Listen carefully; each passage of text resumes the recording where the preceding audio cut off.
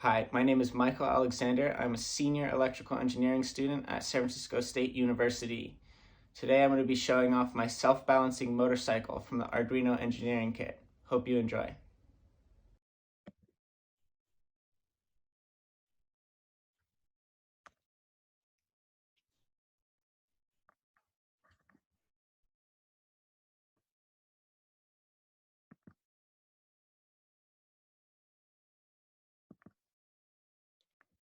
As I said in my last video, this is being built in the fall 2021 Mechatronics class at San Francisco State University, taught by Dr. Mojtaba Azadi. This class combines mechanical and electrical engineering practices, teaches us in detail about important components and control systems, and establishes hands-on experience simulating and building robots.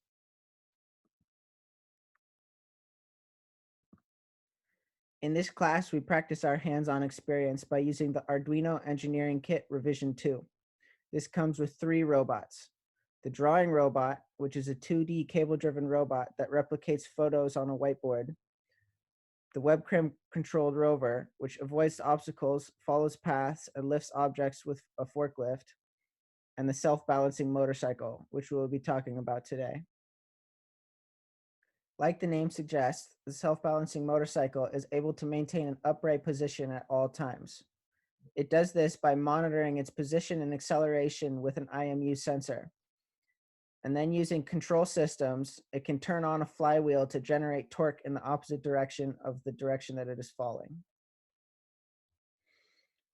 This motorcycle is made from 3 motors, 2 of which are DC motors, 1 small and 1 big. The small DC motor controls the motorcycle's back wheels and makes the motorcycle move forward, much like it would on a normal bike. The big motor controls the flywheel and provides the torque to correct the motorcycle from falling. The final motor is a servo motor. This controls the direction of the front wheel and can rotate to make the cart turn left and right. The motorcycle monitors its position and acceleration using a BNO0559 9-axis orientation sensor. This comes with an accelerometer, gyroscope, and a magnetometer that measures changes in linear acceleration, angular rotation, and magnetic field.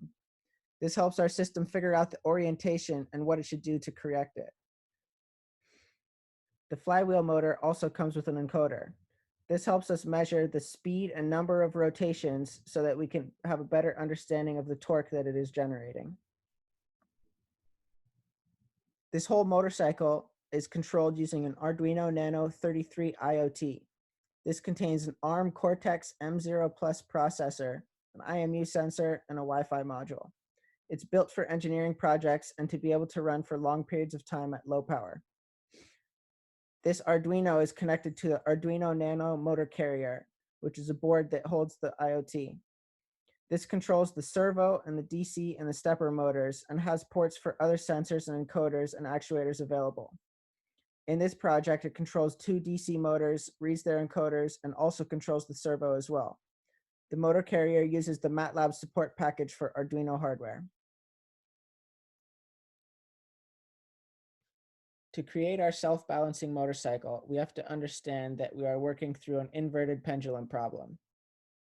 We can then create the state space equations to solve an inverted pendulum in Simulink.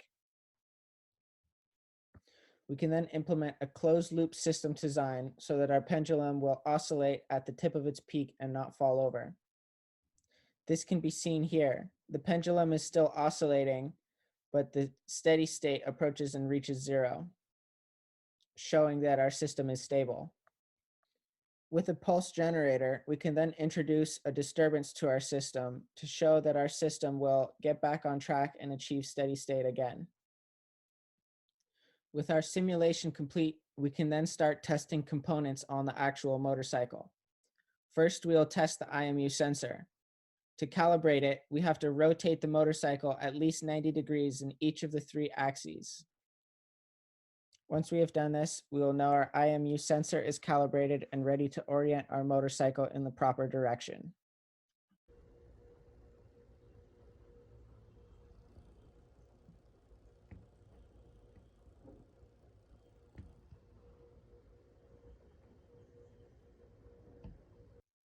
Next, we will monitor the encoder on the flywheel.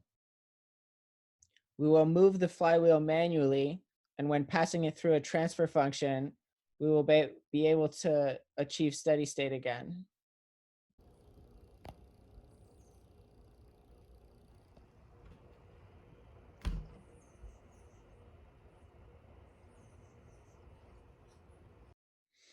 Next, we will monitor the battery to ensure that it is powering our system and operating at the proper voltage. Finally, we will connect to the servo and adjust the steering.